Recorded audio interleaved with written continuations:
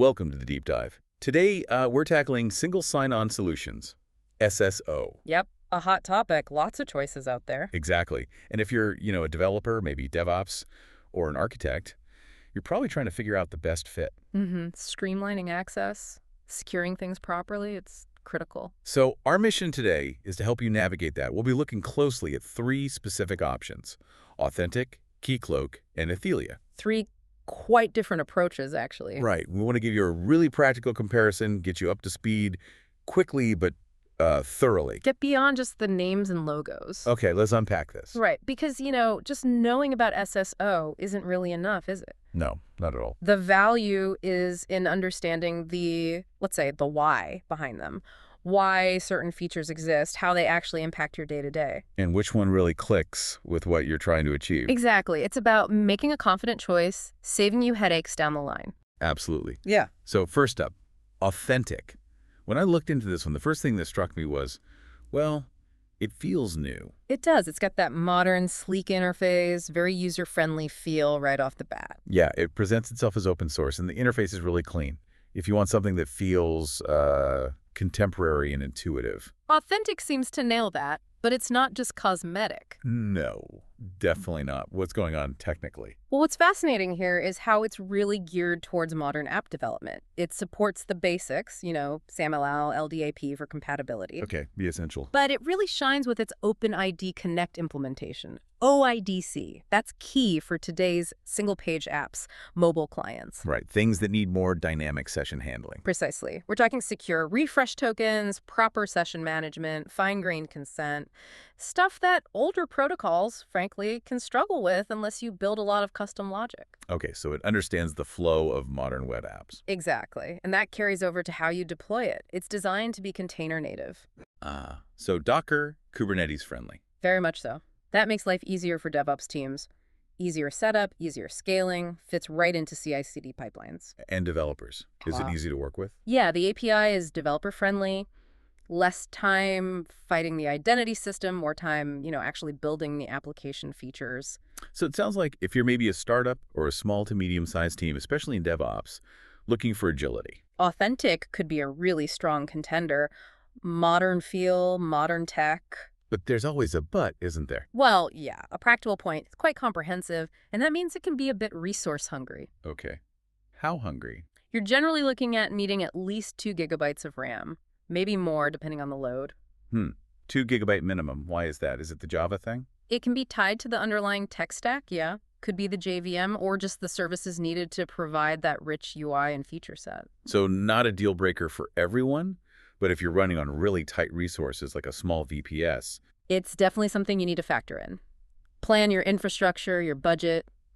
It's a trade-off for the ease of use and those modern features. Right. Makes sense. Good detail to know. Yeah. Okay, so Authentik is the modern, user-friendly option with a slight resource cost. But what if you're on the other end of the spectrum? Big organization, complex needs, maybe regulated industry, tons of users. Yeah, legacy systems maybe. Then you probably need something more heavy-duty. Yeah. Which brings us, I think, to Keycloak. Keycloak. Yeah.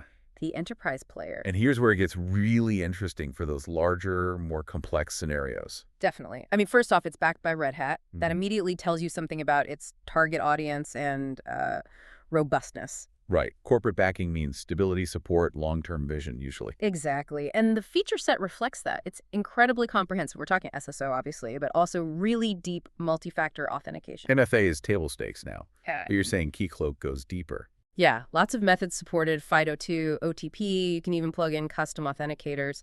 Critical for security these days. Okay. Flexible MFA. What else? User federation is a huge one for enterprises. Federation. Connecting to existing user directories. Precisely. Keycloak can talk to your existing LD app, your Active Directory, even databases. It doesn't need to own the user data itself.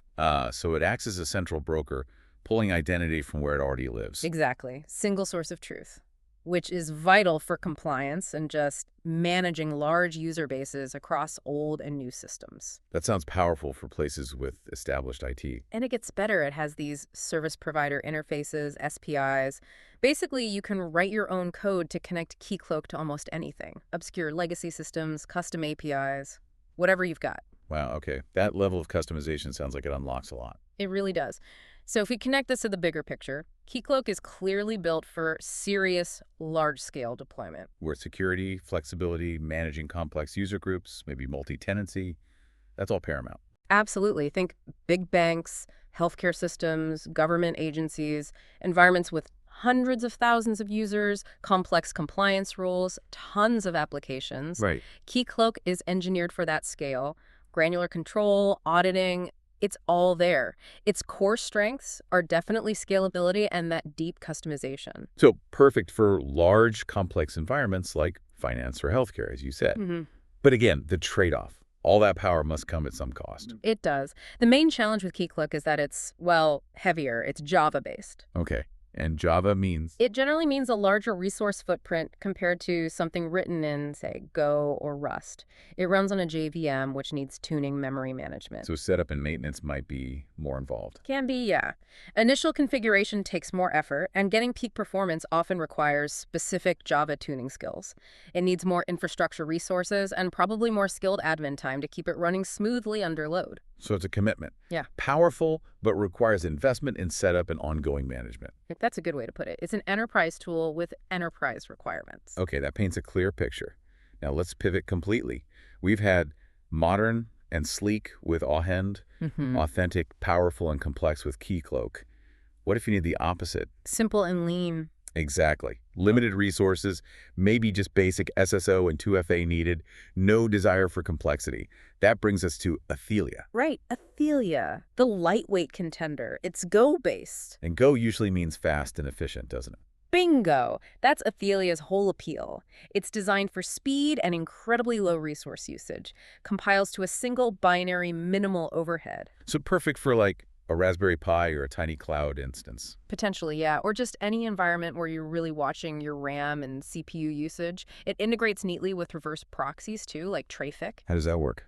It means Authelia can just sit behind your main entry point, handle the authentication checks, and pass the verified user through. Doesn't need its own complex setup. Clever. So it adds SSO2FA without being a whole separate heavy thing to manage? Exactly. Which, this raises an important question. How do you get solid security features without the massive overhead? And Authelia's answer is focus and efficiency. Precisely. It focuses on core SSO and two-factor authentication and does it with a tiny footprint. So this sounds ideal for people running self-hosted services, maybe home lab setups or small projects where you just want that extra layer of security without the baggage. That's the sweet spot. Lean infrastructure, reliable authentication, minimalism. But, and I sense another but coming. Yes.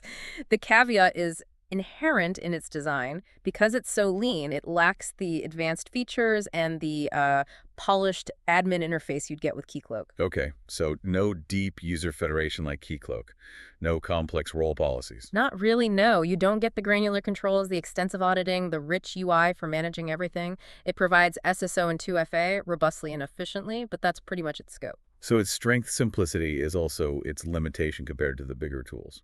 Exactly. It's not trying to be Keycloak. It's doing a couple of things really well, really efficiently. A focused tool. That makes perfect sense. It really highlights that there's no single best tool, is there? It's all about the context. Absolutely. So what does this all mean for you, the listener, trying to choose? We've covered a lot of ground. Yeah, let's try and synthesize it. The sources seem pretty clear, and our discussion points to this too. Yeah. It boils down to your specific needs. Right. So Authentik is your choice if you want. A modern, user-friendly setup, great for small to medium teams, especially using modern tech like containers and SPAs. Just watch the RAM. Okay. And Keycloak. That's your enterprise-grade powerhouse. Scalability, deep customization, complex workflows, integrating with existing systems.